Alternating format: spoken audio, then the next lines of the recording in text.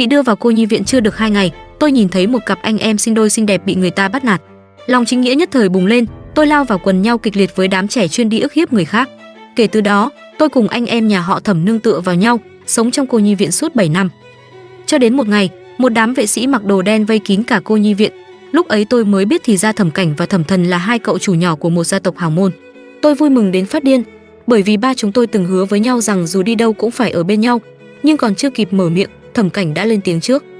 An Nhiên, bọn anh sẽ đưa Nhã Nhu đi trước. Em ấy còn nhỏ, nếu ở lại đây sẽ bị người ta bắt nạt. Thẩm Thần cũng tiếp lời, đúng vậy, em cứ ở lại đây trước đi, chờ thêm một thời gian nữa bọn anh sẽ quay lại đón em. Lời nói của hai anh em khiến tôi sững sờ đứng chết lặng tại chỗ. Chờ thêm một thời gian nữa rồi quay lại đón tôi sao? Tại sao em không thể đi cùng hai anh sao? Thẩm Cảnh khẽ nhíu mày, nhưng vẫn kiên nhẫn giải thích, bọn anh vừa mới nhận lại ông nội, chỉ đưa một mình Nhã Nhu về đã đủ rắc rối rồi, nếu còn mang thêm em nữa, ông nội có lẽ sẽ không vui. Người mà họ nhắc đến, Nhã Nhu là một cô bé được đưa vào cô nhi viện từ 2 tháng trước, tên đầy đủ là Diệp Nhã Nhu. Trước đây lúc bị người ta bắt nạt, tôi, Thẩm Cảnh và Thẩm Thần đều không nhìn nổi nên đã ra tay giúp đỡ cô ấy. Khoảng thời gian này cô ấy vẫn luôn đi rất gần với ba chúng tôi. Chỉ là tôi không ngờ, mới quen nhau trong một khoảng thời gian ngắn như vậy, Thẩm Cảnh lại trở nên thân thiết với cô ấy đến thế, thậm chí còn muốn đưa cô ấy về nhà họ Thẩm. Trong lòng tôi dâng lên một sự cảm chẳng lành.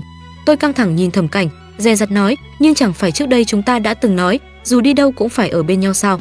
Tại sao các anh lại muốn đưa Diệp Nhã Nhu đi mà không đưa em theo? Dù sao thì ba chúng tôi cũng đã nương tựa vào nhau suốt 7 năm tròn, còn các anh với Diệp Nhã Nhu rõ ràng mới chỉ quen nhau có 2 tháng. Những lời phía sau tôi không nói ra, bởi vì tôi nhìn thấy Thẩm Cảnh và Thẩm Thần đều im lặng. Phòng nghỉ rộng lớn chìm vào yên tĩnh suốt một lúc lâu, mãi đến khi Thẩm Thần khẽ lên tiếng, An Nhiên, anh trai vừa nói rồi, Nhã Nhu còn nhỏ, nếu không có bọn anh bảo vệ, em ấy ở lại đây sẽ bị đám trẻ kia bắt nạt đến chết mất. Diệp Nhã Nhu còn nhỏ sao? Cô ấy cũng chỉ nhỏ hơn tôi có 1 tuổi mà thôi. Họ sợ cô ấy bị bắt nạt, chẳng lẽ lại không sợ tôi bị người khác bắt nạt sao? Đám con trai lớn tuổi hơn trong cô nhi viện có tính tình xấu xa đến mức nào, thủ đoạn độc ác ra sao, họ còn rõ hơn ai hết. Như thể biết tôi đang nghĩ gì, khóe môi Thẩm Thần khẽ cong lên, giọng điệu nhẹ nhàng, An Nhiên, em thì khác. Em đánh nhau giỏi như vậy, mắng người cũng dữ dằn, là tiểu công chúa ngang ngược mà cả cô nhi viện đều công nhận, chẳng ai dám chọc em, cũng chẳng ai dám bắt nạt em. Có lẽ anh ấy đang đùa với tôi, nhưng tôi nhìn anh thế nào cũng không cười nổi. Tôi đã 12 tuổi rồi. Ở cô nhi viện, một đứa trẻ lớn như vậy gần như chẳng còn mấy cơ hội được người ta nhận nuôi. Hơn nữa, lũ trẻ ở đây vốn rất giỏi bắt nạt kẻ yếu, sợ hãi kẻ mạnh. Nếu Thẩm Cảnh và Thẩm Thần đều đi rồi, chỉ còn lại một mình tôi thế đơn lực bạc, những ngày sau đó sẽ khó khăn đến mức nào, nghĩ thôi cũng đủ biết. Tôi cố nén chua xót trong lòng, dùng ánh mắt khẩn thiết đến cực điểm, cũng tràn đầy hy vọng đến cực điểm nhìn Thẩm Thần, nhỏ giọng cầu xin, Thẩm Thần, anh có thể nói với ông nội một tiếng được không? Em biết làm rất nhiều việc, em biết nấu cơm, nhặt rau, lau nhà, lau cửa sổ, việc gì em cũng làm được. Em có thể đến nhà các anh làm người giúp việc, em đảm bảo sẽ không gây thêm phiền phức cho các anh. Thẩm Cảnh khẽ thở dài, trong mắt viết đầy vẻ bất lực, cũng đầy khó xử. An Nhiên, đừng như vậy, bọn anh đã hứa với Nhã Nhu là sẽ đưa em ấy đi cùng rồi, không thể nói mà không giữ lời. Anh hứa với em, chờ thêm một thời gian nữa, anh và Thẩm Thần sẽ cùng quay lại đón em. Nghe vậy, trái tim tôi trùng xuống. Đến nhà họ Thẩm làm người giúp việc cũng không được sao? Anh còn chưa hỏi mà. Không lâu sau, một người đàn ông mặc đồng phục đen trông như quản gia bước tới, giọng điệu vô cùng cung kính, thiếu gia Cảnh, thiếu gia Thần, đồ đạc đã thu dọn xong cả rồi ạ. Ngay sau đó, một bóng người vui tươi lanh lợi chạy đến trước mặt chúng tôi, giọng nói đầy phấn khởi, anh Thẩm Cảnh, anh Thẩm Thần, chúng ta có thể xuất phát rồi phải không? Thẩm Cảnh nhìn Diệp Nhã Nhu, còn chưa kịp mở miệng, ý cười nơi khóe môi đã lan ra. Giọng nói là sự cương chiều mà trước nay tôi chưa từng nghe qua. Cũng gần xong rồi. Tuyệt quá, em chờ không nổi nữa rồi. Diệp Nhã Nhu vui vẻ reo lên, chú ý thấy tôi đứng bên cạnh im lặng không nói gì. Cô ấy bỗng che miệng lại, giống như một chú thỏ con vừa bị giật mình. Xin lỗi chị Cố An Nhiên, em không cố ý nói to như vậy đâu, chỉ là em vui quá thôi. Tôi lặng lẽ nhìn Diệp Nhã Nhu, lần đầu tiên trong đời cảm thấy hối hận, một nỗi hối hận sâu tận đáy lòng. Giá như lúc trước khi cô ấy bị người ta bắt nạt, tôi đã không đứng ra giúp thì tốt biết bao. Lẽ ra tôi nên thờ ơ từ đầu đến cuối như vậy. Có lẽ hôm nay Thẩm Cảnh và Thẩm Thần sẽ không vứt bỏ tôi mà chọn cô ấy. Thấy tôi không lên tiếng, Diệp Nhã Nhu mím môi, đưa mắt nhìn sang anh em nhà họ Thẩm, lộ ra vẻ yếu đuối rụt rè quen thuộc của mình. Anh Thẩm Cảnh, chị Cố An Nhiên có phải đang giận rồi không? Hay là hai anh đừng đưa em đi nữa, hãy đưa chị Cố An Nhiên đi cùng đi, em không sao đâu. Dù sao em cũng quen rồi, ba không thích em, mẹ cũng không thích em, đến cuối cùng người bị bỏ lại một mình vẫn luôn là em. Đừng nói ngốc. Thẩm Thần ngắt lời cô ấy, giọng điệu nghe như trách móc nhưng thực ra lại vô cùng dịu dàng. Em vừa không biết đánh nhau, cũng chẳng biết cãi người khác. Đến lúc bọn anh đi hết rồi, một mình em ở lại đây, chẳng phải sẽ khóc chết sao? Anh và anh trai đã bàn xong rồi, cứ đưa em về nhà họ Thẩm trước rồi tính tiếp, dù sao cũng sẽ có cách thuyết phục ông nội để em ở lại, em đừng lo. Hốc mắt Diệp Nhã Nhu đỏ hoe, cô ấy sụt sịt, giọng nói mềm mại, được rồi, em nghe lời anh Thẩm Thần. Dáng vẻ ấy khiến Thẩm Thần bật cười, không nhịn được đưa tay xoa đầu cô, ngốc thật hay giả vậy, có chút chuyện thế này mà cũng rơi nước mắt. Người ta vốn đâu có thông minh, với lại em có ngốc hay không thì có gì quan trọng đâu, chỉ cần anh Cảnh và anh Thần thông minh là được rồi. Nghe câu ấy, trong mắt Thẩm Cảnh cũng lướt qua một ý cười. Tôi ngơ ngẩn nhìn ba người họ, chỉ cảm thấy cảnh tượng trước mắt này quen thuộc đến lạ. Tôi nhớ khi đó mình vừa mới đến cô nhi viện chưa lâu, Thẩm Thần bị một cậu bé cực kỳ hung hãn giật mất miếng ngọc bội đeo trên cổ. Đó là di vật mẹ cậu để lại. Thẩm Thần muốn cướp lại nhưng lại bị đối phương đánh đến mức khóc oà oà. Thẩm Cảnh nghe thấy động tĩnh liền lập tức chạy tới giúp em trai, nhưng ngặt nỗi hai đứa còn quá nhỏ, người lại gầy yếu, hoàn toàn không phải đối thủ của đối phương. Lúc tôi nghe tin chạy tới nơi, hai anh em đang bị mấy cậu bé lớn hơn họ rất nhiều đè xuống đất đánh túi bụi. Tôi lao thẳng tới như một quả pháo, quần nhau sống chết với mấy cậu bé đó. Khi ấy tôi cũng chỉ mới hơn 6 tuổi, đánh nhau hoàn toàn dựa vào một cỗ lì lợm hung hăng, vừa cắn vừa cào, cuối cùng còn thành công móc trúng mắt một cậu bé, đau đến mức nó gào thét không ngừng. Trận chiến kết thúc, tôi tìm thấy Thẩm Thần, cậu đang khóc đến nước mắt giàn giụa, khóe miệng còn bị đánh rách ra, trông đáng thương vô cùng. Tôi trả lại miếng ngọc bội đã cướp về cho cậu, dịu dàng dỗ dành, người ta cướp đồ của cậu thì cướp lại là được rồi, đánh không lại thì cứ chờ, kiểu gì hắn chẳng có lúc ngủ chứ, có chút chuyện thế này mà cũng khóc, ngốc không?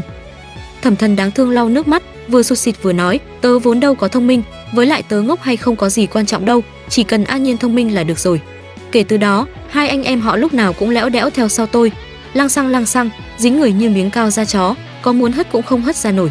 Dần ra tôi cũng quen, mà đã quen rồi thì bắt đầu quãng thời gian ba chúng tôi nương tựa vào nhau suốt 7 năm trời. Không ngờ đến bây giờ thế cục lại đảo ngược, cậu bé ngày nào vẫn luôn lẽo đẽo theo sau tôi, giờ cũng bắt đầu học cách bảo vệ người khác rồi. Chỉ tiếc là người cậu muốn bảo vệ lại không phải tôi. Chẳng mấy chốc, tất cả chúng tôi đều đi ra ngoài. Thẩm Cảnh và Thẩm Thần lần lượt chào tạm biệt cô quản sinh và viện trưởng. Tôi đứng im không nhúc nhích nhìn hai người họ, có lẽ vì ánh mắt của tôi quá mức đeo bám. Không bao lâu sau, hai người cùng bước đến trước mặt tôi. Thẩm Cảnh nhìn tôi, nghiêm túc nói, An Nhiên, đừng lo, anh hứa với em, bọn anh sẽ sớm quay lại đón em.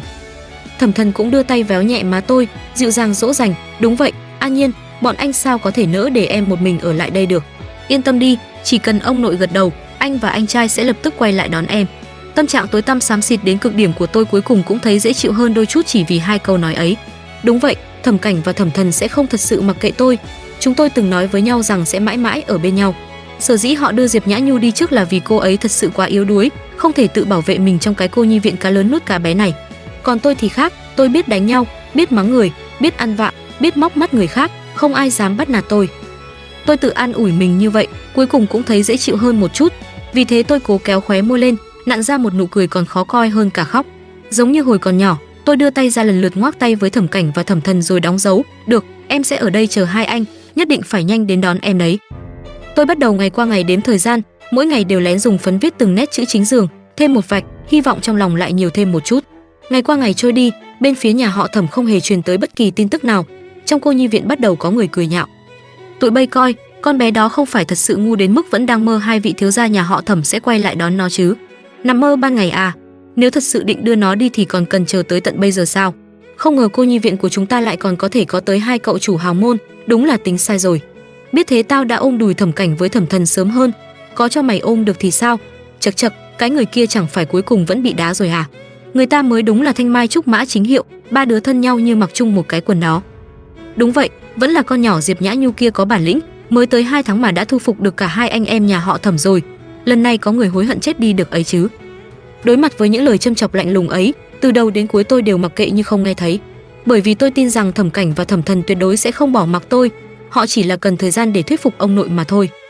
Rất nhanh, 3 tháng trôi qua, tiếp đó nửa năm lại trôi qua, rồi 1 năm, cuối cùng 2 năm cũng đã qua đi. Cơ thể tôi dần dần bắt đầu thay đổi, từ chỗ gầy trơ xương trước kia chậm rãi có da có thịt hơn, dáng người cũng cao lên, thân thể bắt đầu phát dục. Ánh mắt của mấy cậu con trai trong cô nhi viện nhìn tôi dần trở nên càn rỡ trắng trợn. Mùa hè chỉ cần mặc ít đi một chút, chúng đã tham lam nhìn chằm chằm vào cơ thể tôi, giả vờ chạy ngang qua thật nhanh rồi cố ý va chạm, cố tình hắt nước lên người tôi, sau đó lại liếc nhìn tôi bằng ánh mắt không có ý tốt. Ban đầu tôi còn có thể cố tỏ ra bình tĩnh mà quát mắng chúng vài câu, nhưng về sau cũng dần trở nên hoảng loạn. Tôi có thể cảm nhận được ác ý của chúng mỗi ngày một lớn hơn, hành vi cũng ngày một ngông cuồng hơn. Tôi giống như một con chim bị kinh động, lúc nào cũng đề phòng những cậu con trai đến gần mình. Ngoài ra tôi chẳng làm được gì cả. Điều duy nhất tôi có thể làm chính là mỗi đêm đều cầu nguyện mong Thẩm Cảnh và Thẩm Thần sớm quay lại đón tôi. Nhưng hiển nhiên cầu nguyện chẳng có ích gì. Không chỉ Thẩm Cảnh và Thẩm Thần không đến mà chuyện tôi lo sợ nhất cũng thật sự xảy ra. Một đêm nọ, lúc tôi còn đang ngủ mơ màng, bỗng cảm thấy có người đè lên người mình.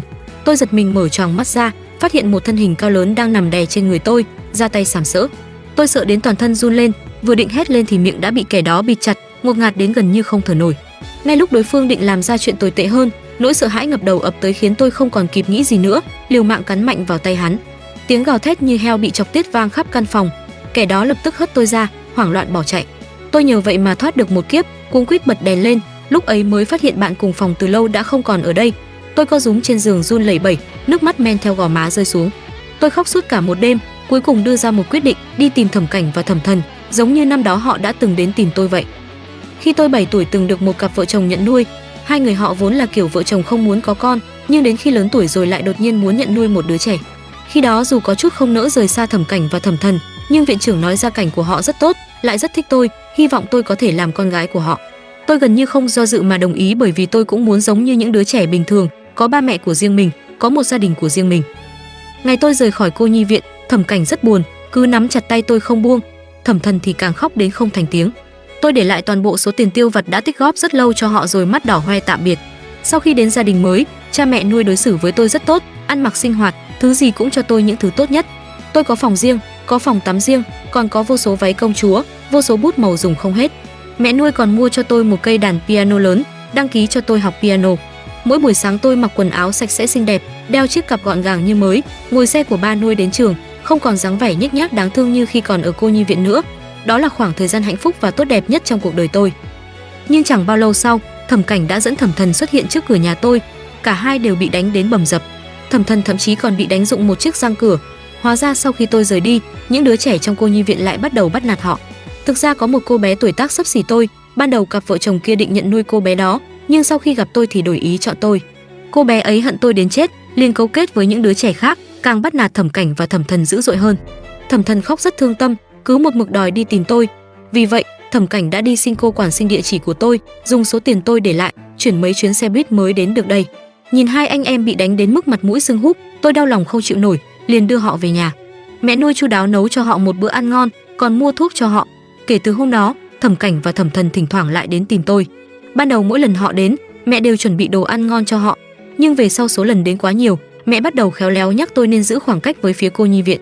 Tôi không muốn làm mẹ không vui, nhưng mỗi lần Thẩm Cảnh và Thẩm Thần đến, tôi lại không nỡ đuổi họ đi.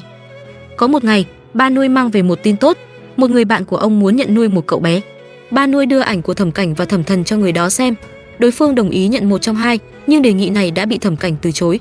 Trên thực tế, trước đây cũng có rất nhiều gia đình đến cô nhi viện đều từng đề nghị nhận nuôi Thẩm Cảnh hoặc Thẩm Thần, nhưng cuối cùng đều không thành, bởi vì hai anh em không muốn rời xa nhau. Thẩm Cảnh nói đó là lời mẹ cậu để lại, dặn rằng dù đi đâu cũng không được bỏ lại em trai. Thử nghĩ mà xem, chỉ một cậu bé thôi đã đủ nghịch ngợm rồi, cùng lúc nhận nuôi hai cậu bé, có mấy gia đình sẵn lòng làm như vậy chứ? Vì thế dù Thẩm Cảnh và Thẩm Thần đều rất đẹp trai, lại lanh lợi nhưng vẫn trở thành hộ đóng đinh của cô nhi viện. Vài tháng sau, vì công việc, ba nuôi phải chuyển sang nước Anh. Mẹ nuôi quyết định đưa tôi đi cùng. Khi Thẩm Cảnh và Thẩm Thần lại đến tìm tôi nói chuyện này cho họ biết. Hai người sững sờ rất lâu như bị sét đánh ngang tai. Thẩm Cảnh kéo tay tôi, giọng mang theo cầu xin, không đi được sao? An Nhiên. Thẩm Thần cũng nghẹn ngào bật khóc, em đi ra nước ngoài xa như vậy, nếu bọn anh nhớ em thì phải làm sao? Tôi biết mình chắc chắn cũng sẽ nhớ họ.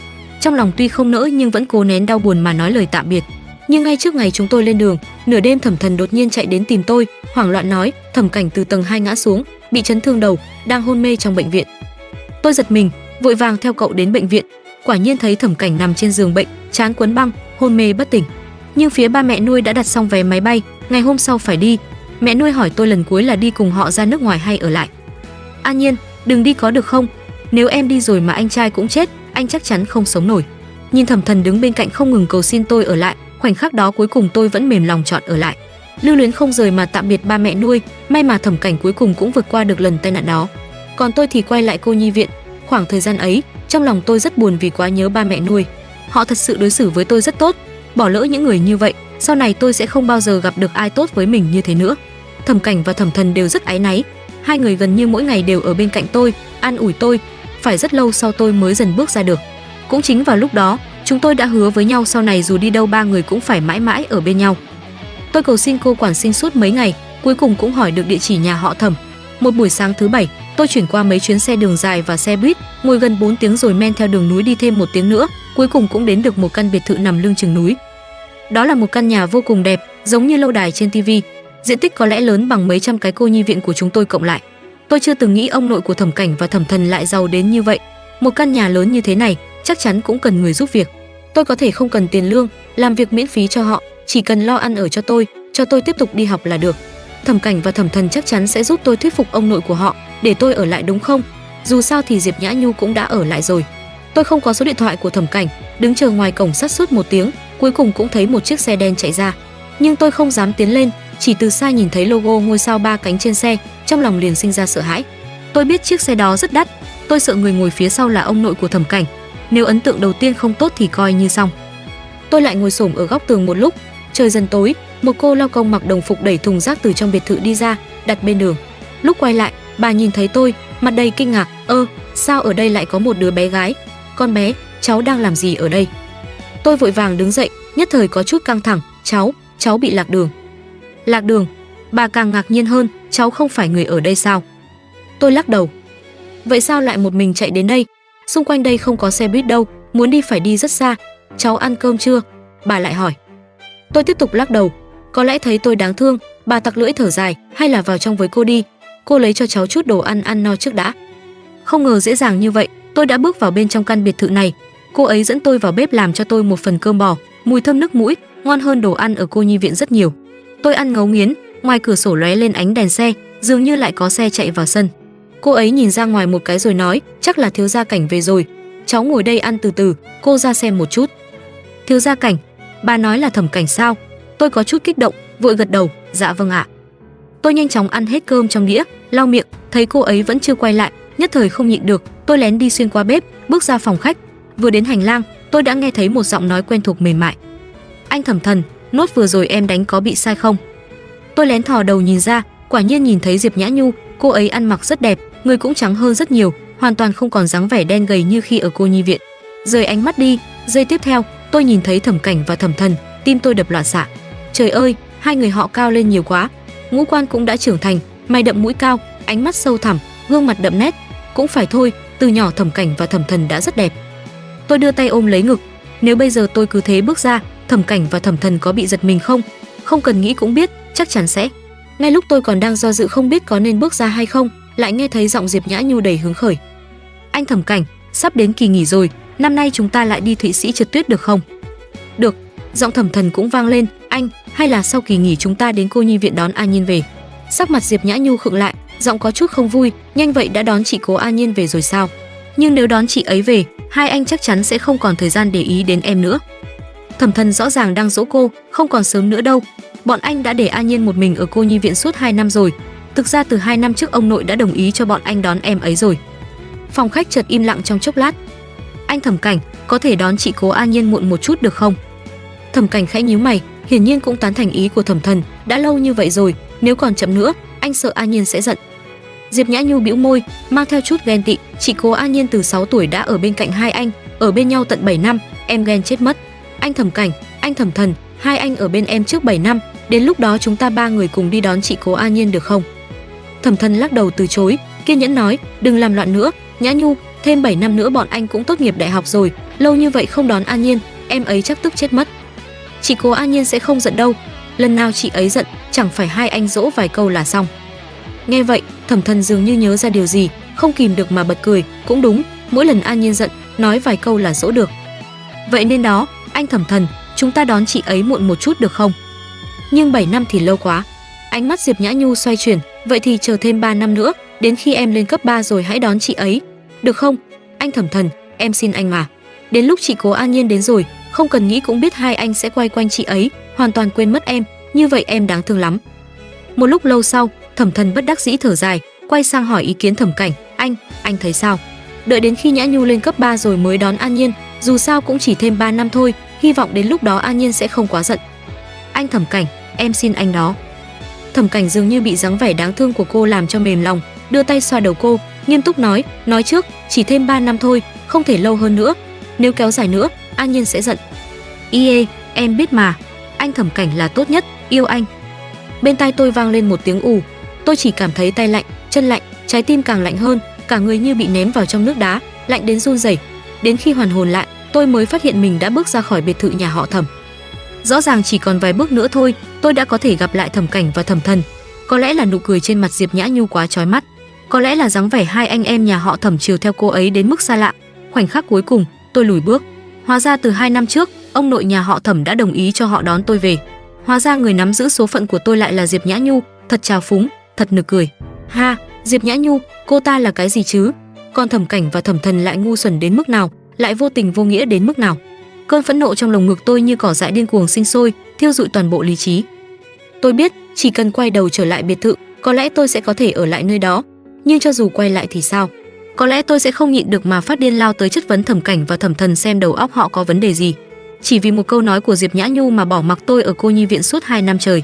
2 năm đó tôi đã phải chịu bao nhiêu bắt nạt, đã đói khát bao nhiêu lần, đã rơi bao nhiêu nước mắt, ngày mong ngóng đến từng vạch thời gian chờ họ đến đón tôi. Còn họ thì sao? Sống trong căn nhà như cung điện này, có từng nghĩ đến tôi dù chỉ một chút không?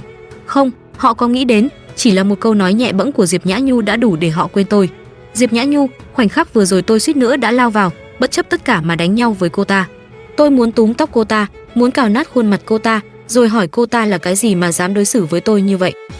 Thôi vậy, nếu Thẩm Cảnh và Thẩm Thần đã hoàn toàn vứt bỏ tôi thì tôi cũng sẽ không cần họ nữa. Trước đây coi như tôi mù mắt, nhận nhầm hai kẻ vô tình vô nghĩa. Từ nay về sau, tôi sẽ không bao giờ rơi thêm một giọt nước mắt nào vì họ nữa. Quay về cô nhi viện, tôi xóa sạch những nét chữ chính đã ghi suốt 2 năm. Dựa núi núi đổ, dựa người người chạy. Tôi đã nhìn thấu rồi, chỉ khi không dựa dẫm vào bất kỳ ai mới có thể sống tốt hơn. Tôi vẫn sống một mình như trước, chỉ là không còn cảm thấy mỗi ngày dài như một năm nữa.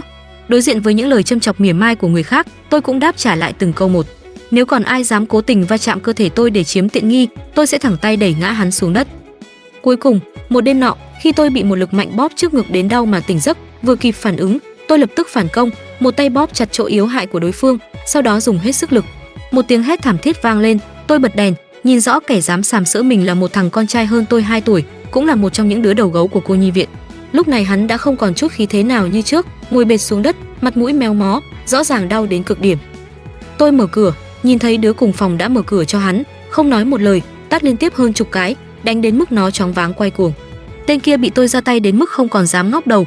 Chuyện này khiến tôi lại một lần nữa nổi danh trong cô nhi viện. Những cô gái từng bị hắn bắt nạt lần lượt chủ động đến gần tôi. Thấy chưa, không có Thẩm Cảnh và Thẩm Thần, tôi vẫn có thể kết bạn, vẫn có thể tự bảo vệ mình. Một ngày nọ, sau khi tan học về, tôi thấy trước cổng cô nhi viện lại đỗ thêm mấy chiếc xe sang. Không lâu sau, cô quản sinh gọi tôi lên tầng 2. Trong phòng tiếp khách, tôi nhìn thấy một người phụ nữ xinh đẹp, khí chất vô cùng sang trọng và một thiếu niên ngồi trên xe lăn, mày kiếm mắt sáng. Viện trưởng vẫy tay gọi tôi qua. An Nhiên, ta nhớ trước đây con thân nhất với Thẩm Cảnh và Thẩm Thần. Vị phu nhân này có vài câu hỏi về hai anh em họ, con cứ trả lời đúng sự thật là được. Phu nhân nhà họ Thẩm sao? Tôi nhìn người đối diện rơi vào trầm tư, nhưng qua lời giới thiệu của viện trưởng, tôi nhanh chóng hiểu ra thiếu niên ngồi xe lăn kia là anh trai của Thẩm Cảnh và Thẩm Thần. Chỉ là cậu ta là con của chính thất, còn Thẩm Cảnh và Thẩm Thần là con của người phụ nữ bên ngoài. Tôi vậy mà không hề cảm thấy bất ngờ. Có lẽ là vì đã ở cạnh hai anh em họ quá lâu, ngay từ ngày họ được đón về hào môn, tôi đã mơ hồ đoán được thân phận của mẹ họ. Vị phu nhân kia hỏi tôi vài câu đơn giản, lại hỏi đến chuyện mẹ của Thẩm Cảnh. Tôi không biết nhiều nhưng vẫn lần lượt trả lời. Rất lâu sau tôi mới biết, hóa ra khi đó bà nghi ngờ vụ tai nạn của con trai mình có liên quan đến người phụ nữ kia nên mới đến cô nhi viện để dò hỏi chuyện của hai anh em họ Thẩm và mẹ họ. Sau khi trả lời xong, tôi quay người rời đi. Thiếu niên trên xe lăn đột nhiên gọi tôi lại, em tên là Cố An Nhiên phải không? Tôi dừng bước, có chút ngạc nhiên, vâng. Cậu ta không nói gì thêm, chỉ nhìn tôi như đang suy nghĩ điều gì đó.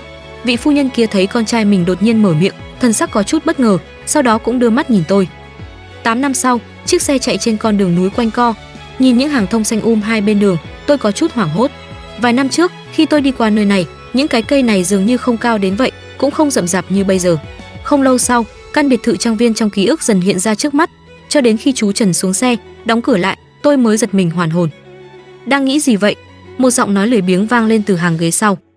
Tôi vội lắc đầu, không nghĩ gì cả. Thẩm Hách nhướng mày, khẽ hừ một tiếng, như đang cười nhạo tôi nói một đằng nghĩ một nẻo. Tầng 2, phòng làm việc.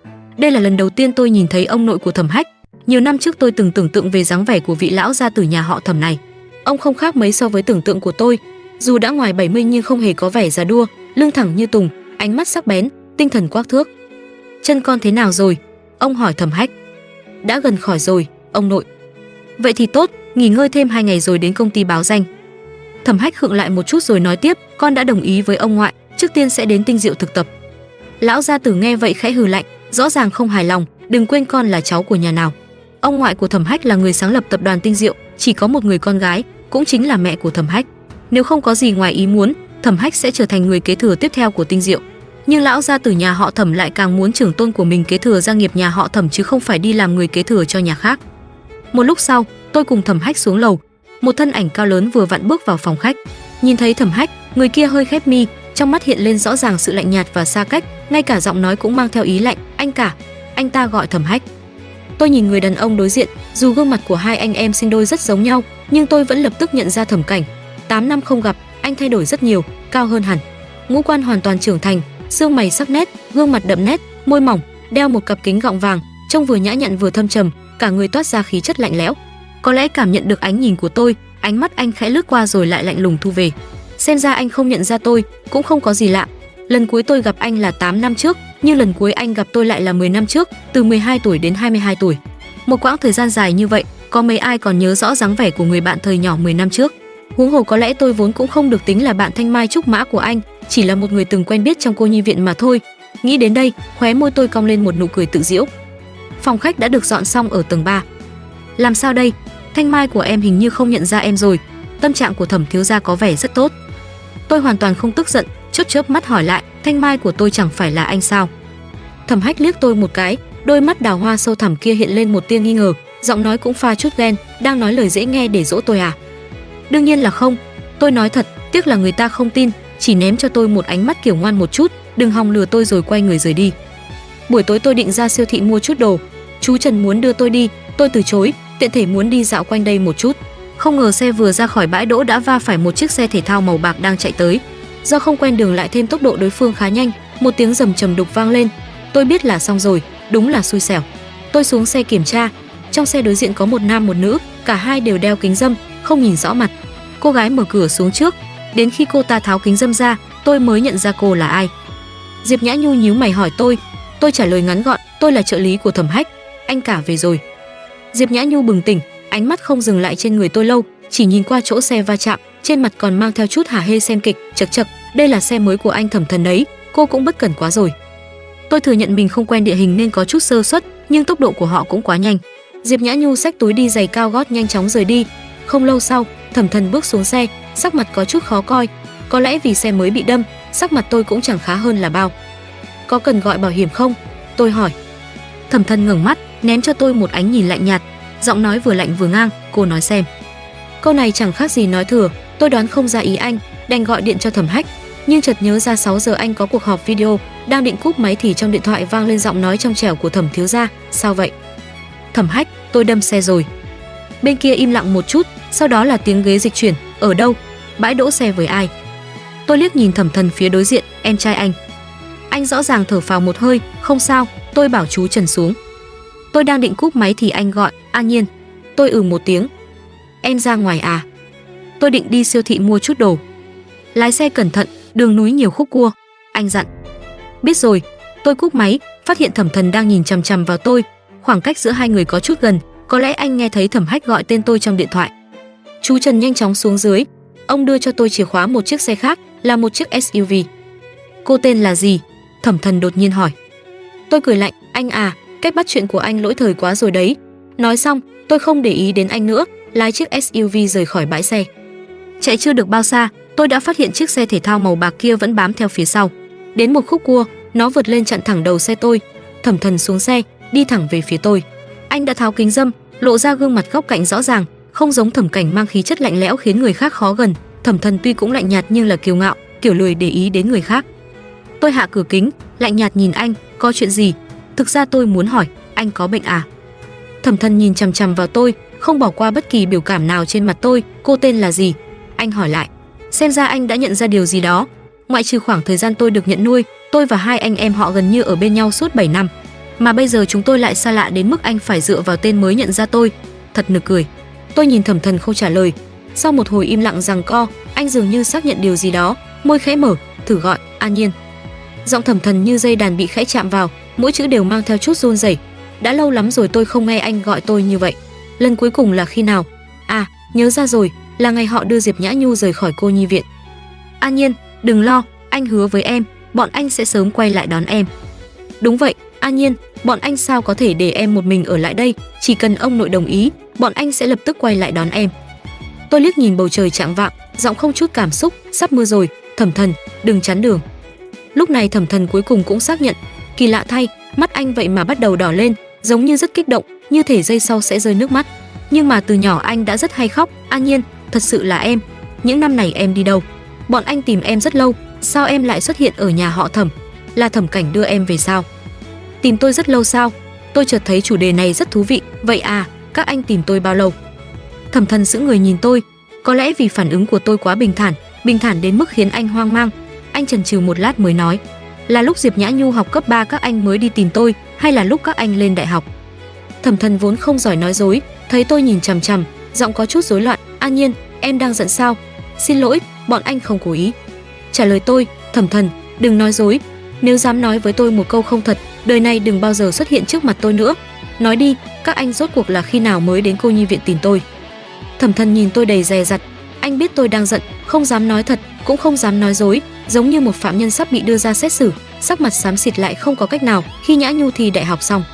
Diệp Nhã Nhu thi đại học xong sao? Vậy là so với thời điểm ban đầu lại bị kéo dài thêm 3 năm nữa. Cũng phải, Diệp Nhã Nhu sao có thể giữ lời. Cô ta chắc chắn sẽ tìm mọi cách kéo dài thời gian ngăn họ đi đón tôi, chỉ cần động miệng một chút là có thể độc chiếm sự cưng chiều của hai anh em nhà họ Thẩm, tội gì không làm. Nói không chừng Thẩm Thần và Thẩm Cảnh đã sớm bị cô ta nắm trong tay. Nghĩ đến đây, trong lòng tôi dâng lên một cảm giác ghê tởm.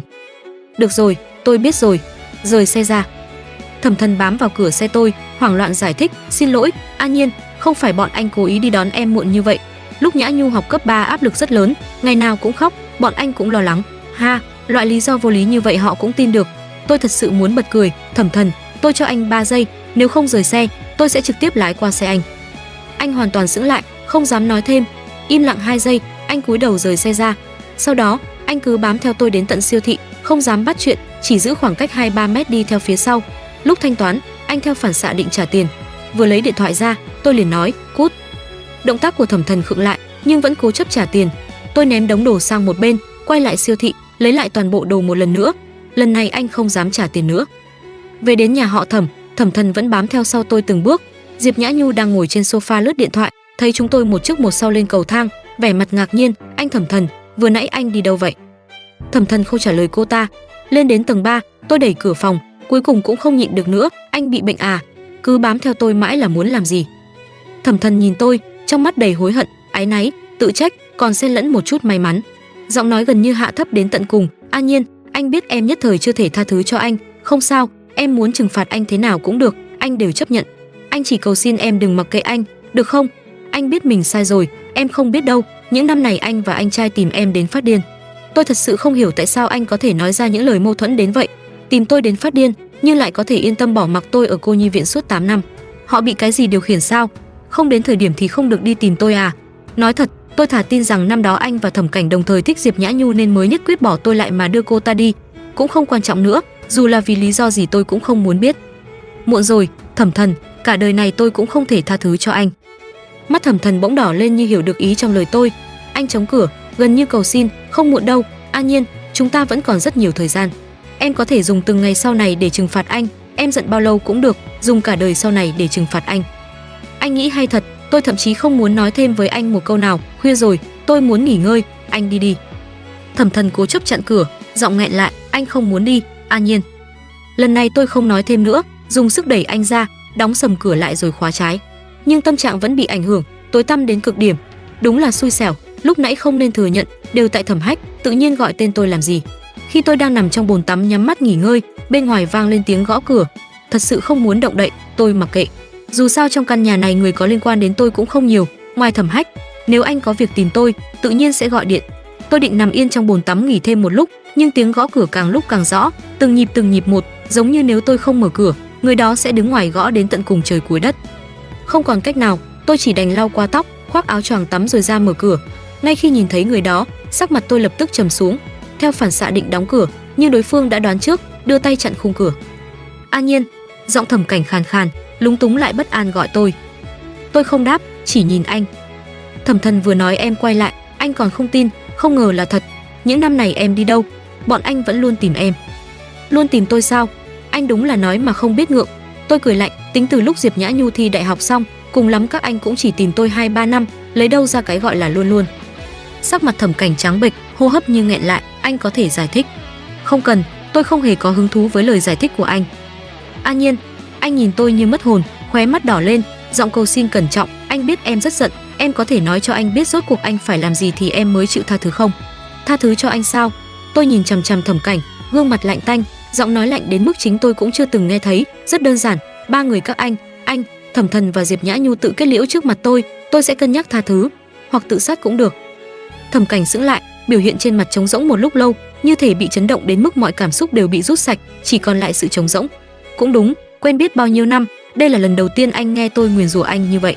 Khi còn nhỏ, đừng nói mắng anh, tôi còn không dám nói nặng với anh một câu, gần như coi anh là hoàng tử của mình. Sự thật chứng minh, trên đời này không có hoàng tử, chỉ có những kẻ ngu xuẩn, ích kỷ, đáng ghét.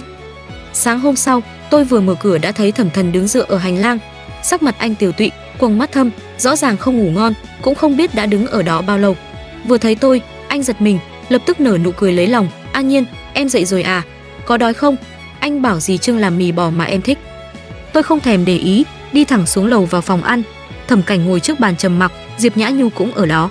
Ánh mắt hai người chạm vào tôi, môi Thẩm Cảnh khẽ động, dường như muốn nói gì đó, nhưng nhìn thấy gương mặt vô cảm của tôi lại im lặng.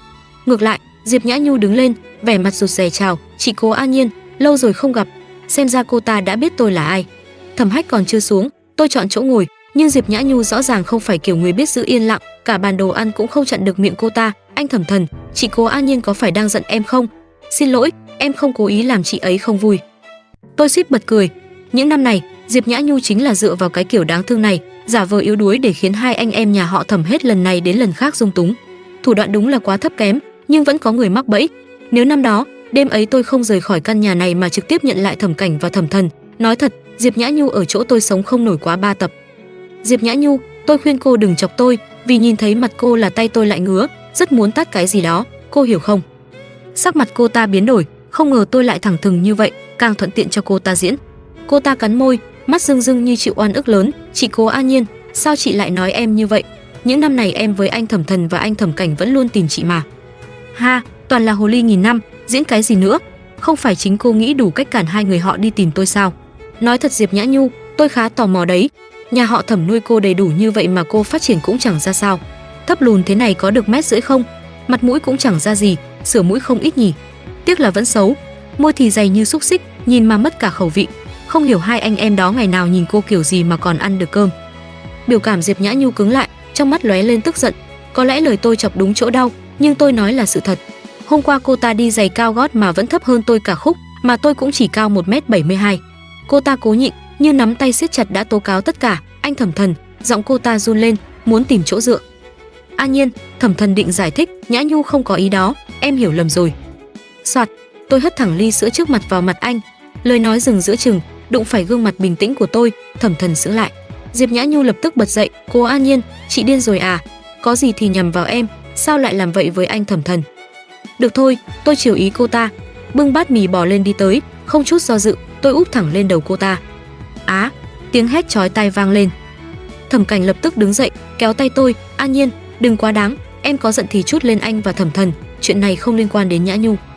Được, nếu anh đã nói vậy, tôi cầm luôn bát cháo trắng trên bàn hất thẳng vào anh. Thẩm Cảnh không kịp phản ứng, bị cháo dính đầy mặt, anh tháo kính xuống, chật vật.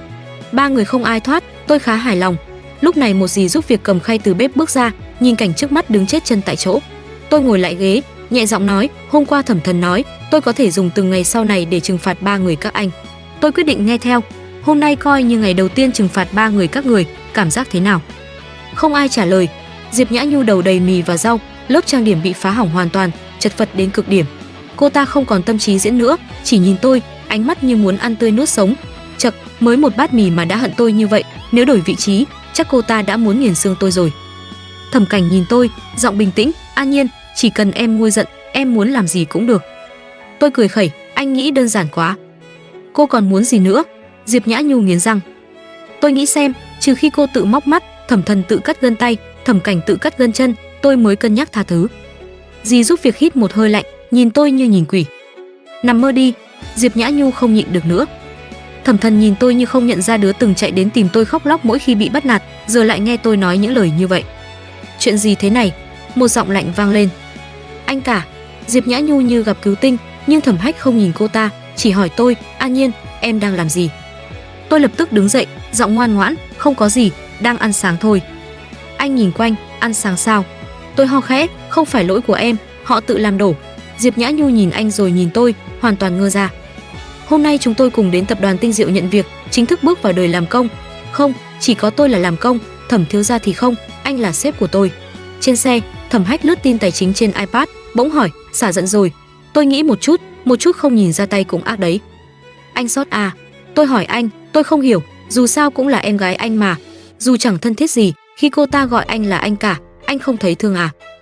Thẩm Hách nhìn tôi, ngứa ra rồi hả? Tôi im luôn.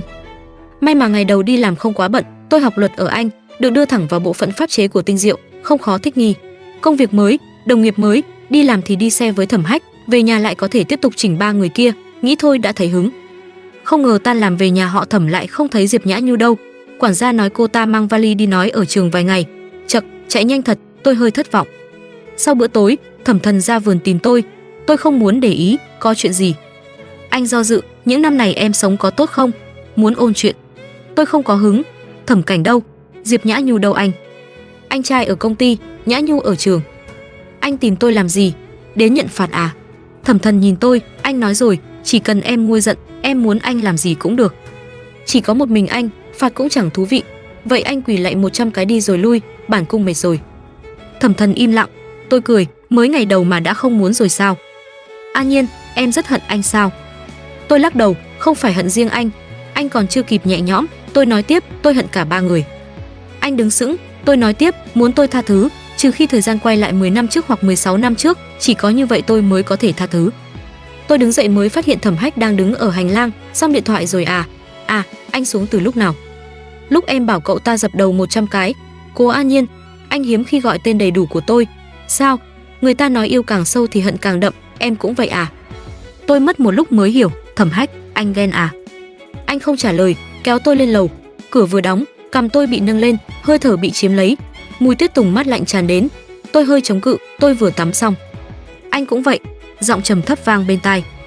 Tôi hơi bất lực, ở đây nhiều người, Thẩm Hách. Anh nhìn tôi, mắt sâu, đuôi mắt ửng đỏ, anh rất nhớ em không nhớ anh sao? Mặt tôi nóng lên, ngày nào cũng gặp mà. Em biết anh không nói cái đó.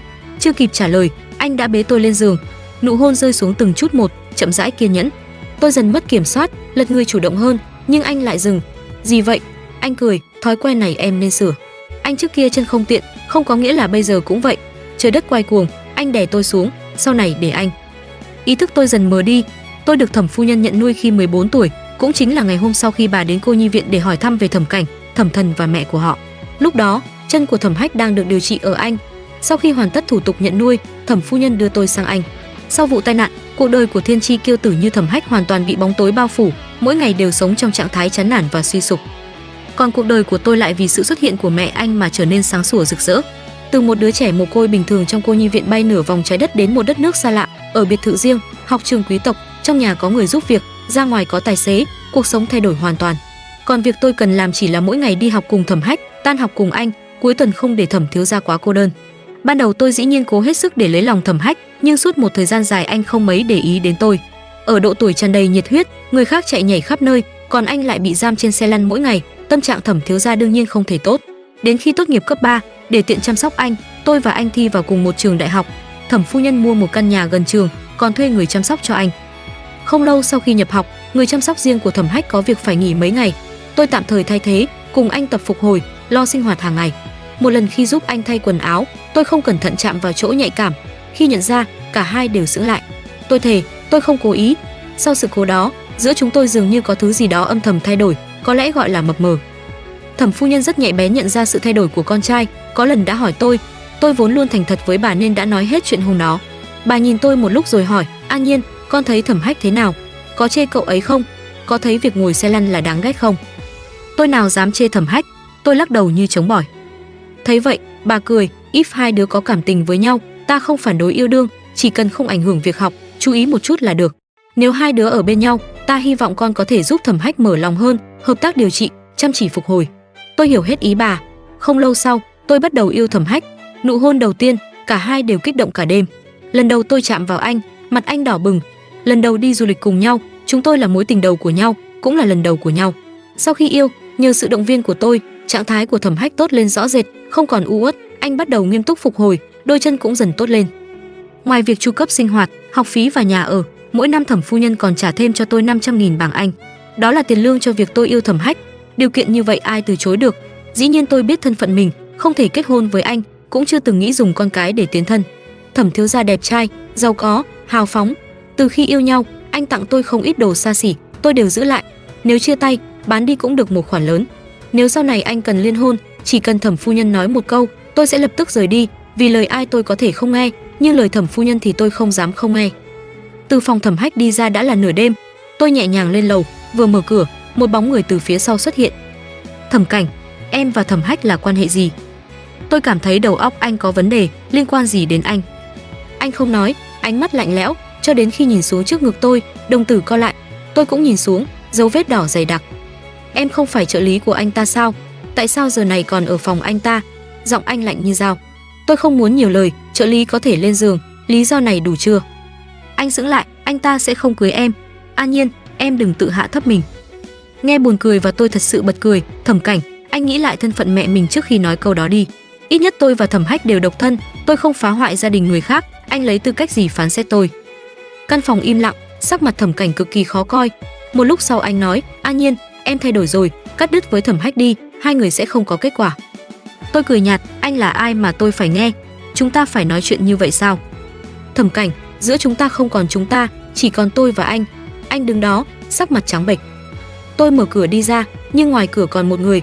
Thẩm Thần mắt đỏ như bị bỏ rơi. An Nhiên, những gì anh trai nói là thật sao? Em và Thẩm Hách. Anh nhìn xuống ngực tôi.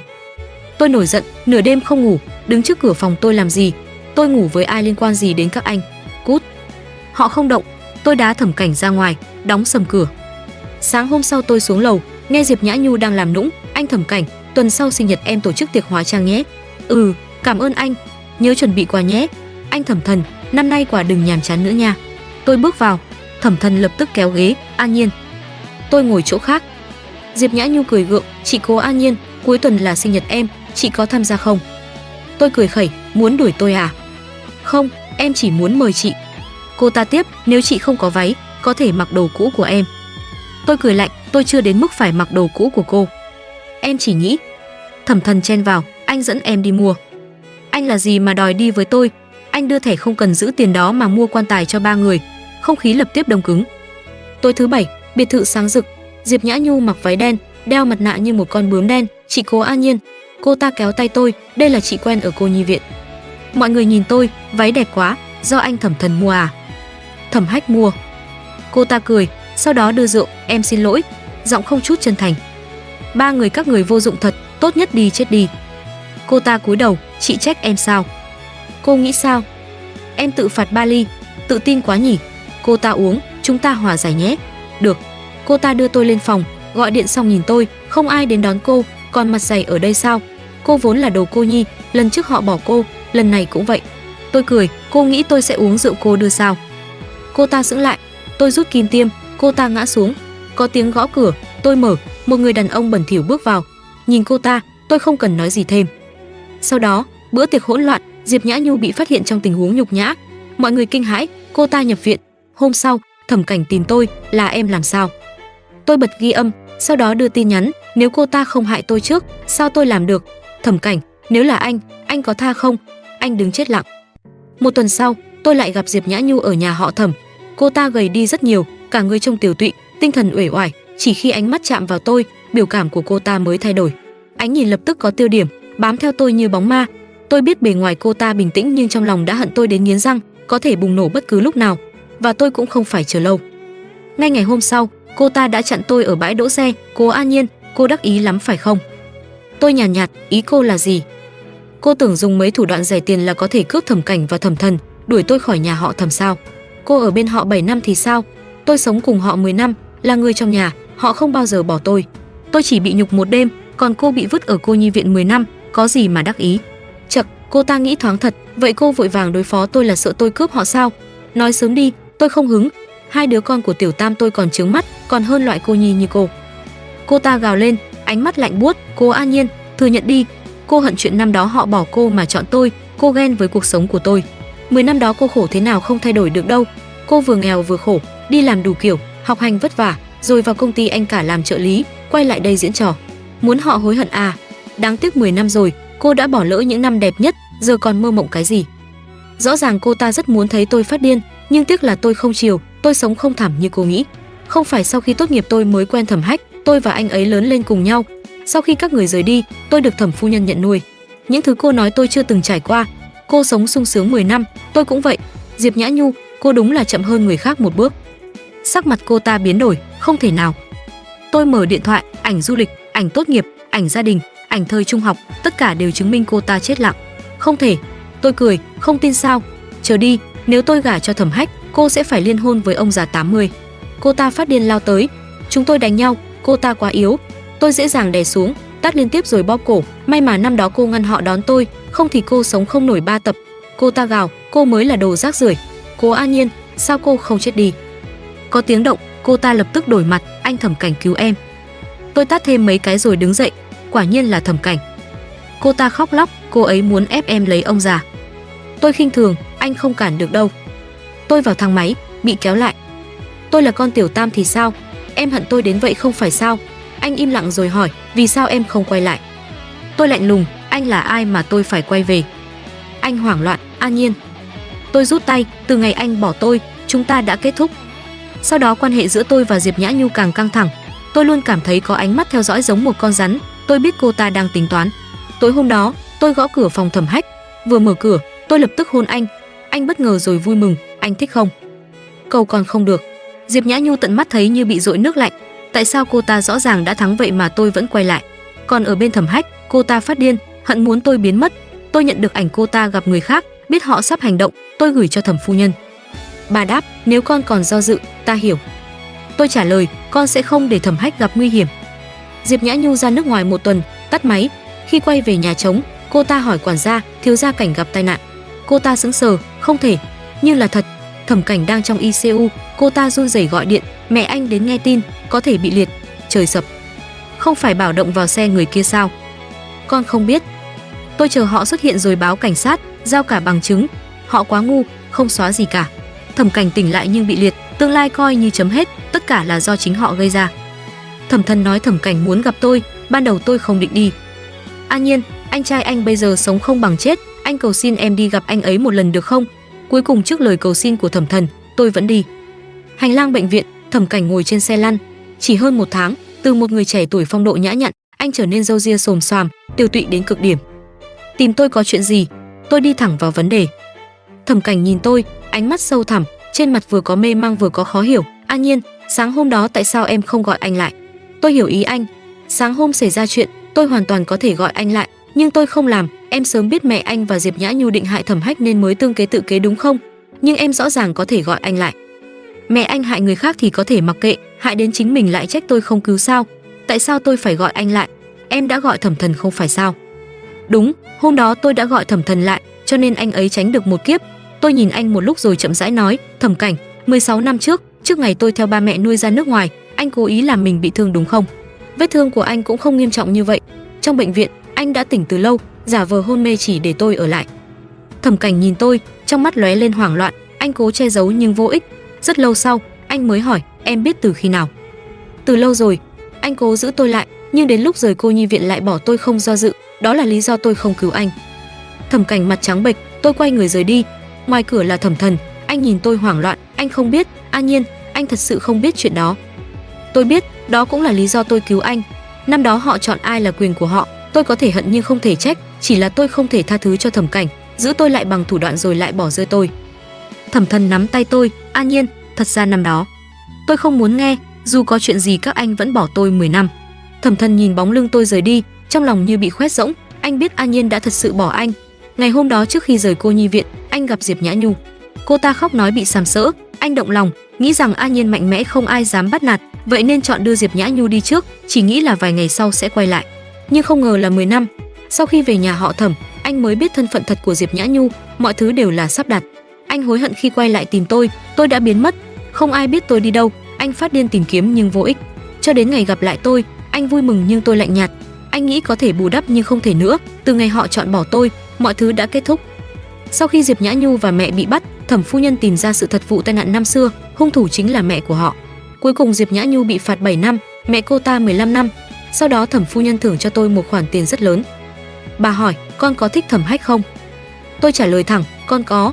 Nếu bà không muốn, con có thể chia tay. Bà cười, con rất thông minh. Các con có thể yêu nhưng phải có chừng mực, đợi đến 30 tuổi rồi tính chuyện liên hôn.